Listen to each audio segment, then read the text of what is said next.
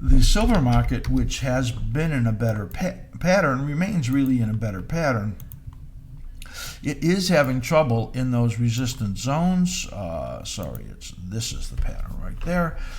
And that, you can see it got up there, backed off. It did have that really big upside day and tickled that area, and it couldn't get through it. Momentum in here is turning up. So you see where the momentum turns up here. I've actually done some videos, I think it was in the workshop actually, that talks about when the momentum indicator turns up here.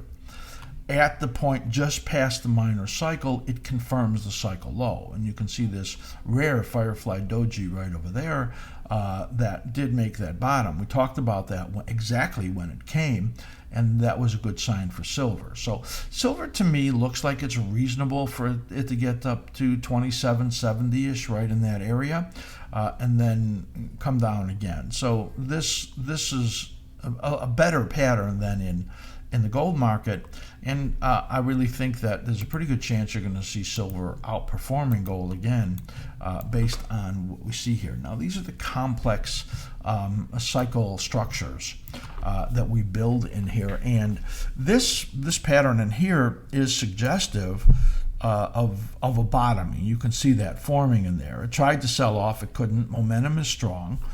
You actually just missed getting the signal right at this point. It's just a little too strong for that.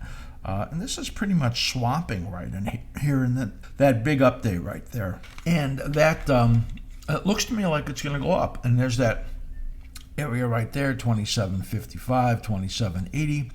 That is reasonable to me. If it really wanted to take off and get to the top of the fib extension, that would be 2880 right there. This is really a setup for an upside move when I look at that. 2574, that's that cycle bottom right there. If it breaks, it's terrible. So that's really the key number to be looking at. The probability of it breaking 2574 versus testing this area up here, which is kind of in the middle right now. The upside, I would rate it at least 3-1 over this downside breaking this number. So I give you a bias that's pretty strong to the upside there. Everything in here points to the upside when I'm looking at both the weekly and the daily. We just put in a trading ID in silver. We missed it, or we might have to upgrade that.